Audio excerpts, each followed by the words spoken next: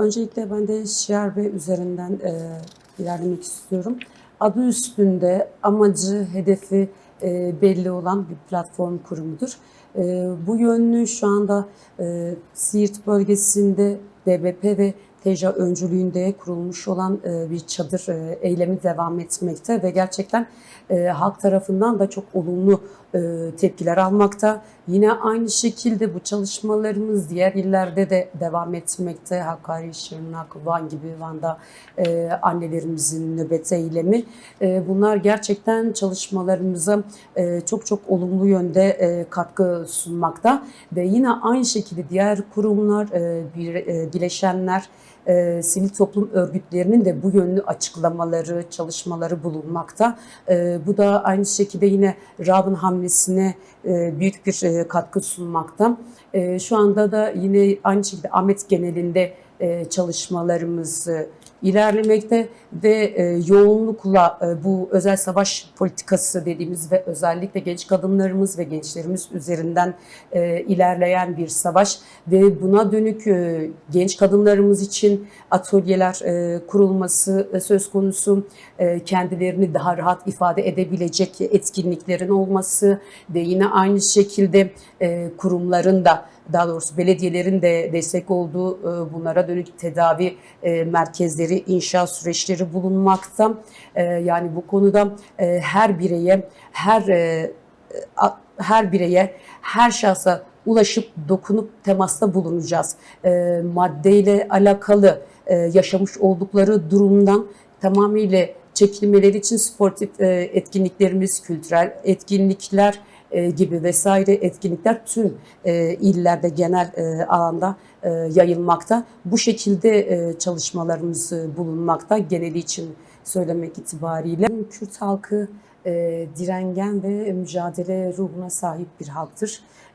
Yıllardır da vermiş olduğumuz mücadeleyle birlikte de bu da bunun ispatıdır.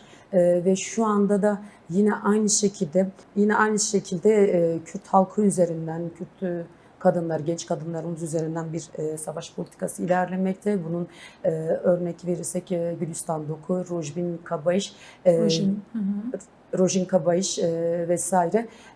Bunlar aslında bu örnekler işin ne kadar ciddi boyutta olduğunu göstermekte. Bir emniyet müdürünün oğlunun, polisin vesaire bunların bu yapıların toplumu koruması gerekirken tam tersi fuhuşa, maddeye, uyuşturucuya yoz bir yaşama sürüklemekte ve bu da çok ciddi boyutta aslında çok ciddi bir tehlike arz etmekte. Geçmişe dönük baktığımızda 90'lı yıllarda yaşamış olduğumuz yine mücadelenin yoğun olduğu yerlerde yönelmeler var. Ve bunlar da yine aynı şekilde Silvan, örnek vermek gerekirse Batman, 90'lı yıllara döndüğümüzde baktığımızda o dönemlerde bir Hizbullah durumu söz konusuydu.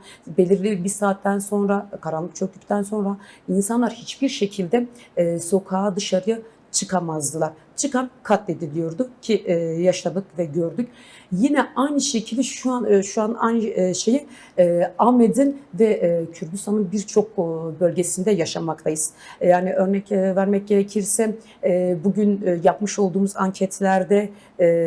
anketler ilerlediğimizde, bireylere dokunduğumuzda, temas ettiğimizde yine aynı korku, yine aynı kaygı. Saat 8'den sonra bizler, yani örnek vermek gerekirse bir kadın, bir anne saat 8'den sonra ben çöpümü atmak için bile dışarıya çıkamıyorum, korkuyorum.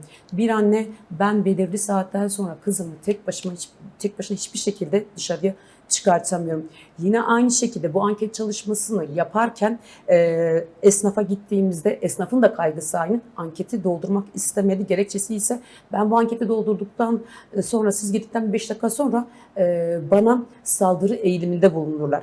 Yani yine kaygı aynı, korku aynı, yine savaş aynı düzeyde ilerlemekte. Yani o dönemde de 90'lı yıllarda da yine aynı şekilde kendi dükkanın içerisinde günlük kazancını sağlayan aile bireylerimiz Hizbullah tarafından öldürülüp de hemen sokak başında da polis aracının beklediği görüldü. Yine aynı şekilde şu anda da her sokak başları çeteler tarafından parsellenmiş ve her sokak başına bir çete konumlandırılmış. Ve bu da yine etraftaki halkla yapmış olduğumuz anket çalışması doğrultusunda ortaya çıkan durum. Emniyetin ters kelepçe gelip aldığını ve 5 dakika sonra tekrardan serbest bıraktıkları belirtilmekte. Yine aynı şekilde bizler de anket çalışması yaptığımız süre zarfı içerisinde biz de o duruma şahit olduk. Bir uçta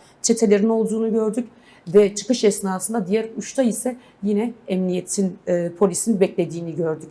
Yani bu bilinçli bir şekilde yine vurgulamak istiyorum. Mücadelenin olduğu bölgelere özellikle uygulanan savaş politikası ve özellikle kadın arkadaşlarımız, genç kadın arkadaşlarımız üzerinden ve gençlerimiz üzerinden yürütülen ciddi bir savaş politikasıdır. Platform aslında Şiar B uyuşturucuya karşı mücadele platformu yeni bir kampanya başlattı. Belki bu yeni kampanyanın biraz detaylarını konuşmak gerekecek. Rabin, siz neler söylemek istersiniz? Yakın zamanda deklare edildi topluma ve birçok kentte de aslında eş zamanlı hem açıklamalar yapıldı hem de kentlerde, Kürdistan kentlerinde hem siyasi partilerden tutalım sivil toplum örgütlerine biz de platformu destekliyoruz açıklamaları geldi. Rabin kampanyası ne aşamada şu an?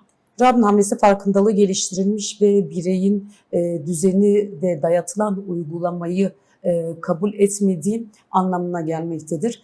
Rabin hamlesiyle başlatmış olduğumuz çalışmalarımız ve çağrımız şu yönlü, kısacası aktarabilirim. Şu anda Rabin hamlesiyle Ahmet genelinde belirlemiş olduğumuz 4 pilot bölgede sivil toplum kuruluşları ve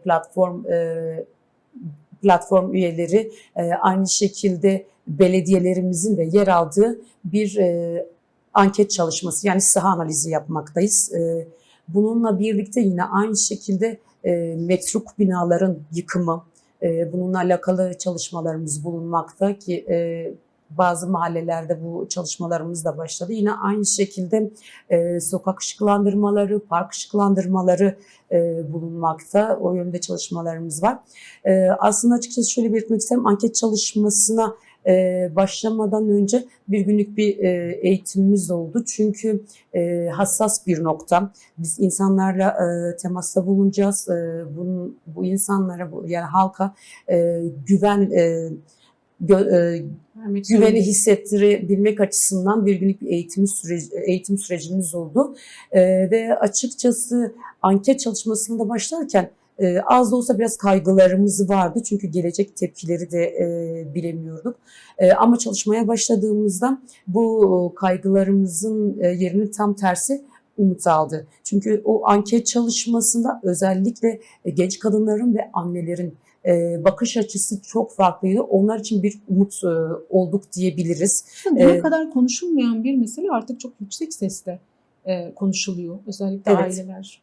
Aynen o şekilde ve şu anda kurulacak platform öncülüğünde, yani olası durumda bizimle çalışmak ister misiniz sorusuna da özellikle genç kadın ve annelerimizden olumlu cevaplar aldık. Tabii ki de bu çalışmalarda bizler de yer almak istiyoruz. Çünkü söz konusu sadece bireysel bir durum değil, toplumsal bir sorun. Çürümüşlük söz konusu ve bir çürümüşlükle de karşı karşıyayız şu anda. Bu minvalde aileler çocuklarını korumak amaçlı Batı'ya çalışmaya göndermişler. Bu da gerçekten hani bakıldığı zaman çok da iç açıcı bir durum değil. Tam tersi üzücü bir durum. Yani şu anda gelinmiş olduğumuz nokta bu yönlü. Yine aynı şekilde bu anket çalışmaları, saha analizi diğer alanlarda da, diğer bölgelerde de devam etmekte.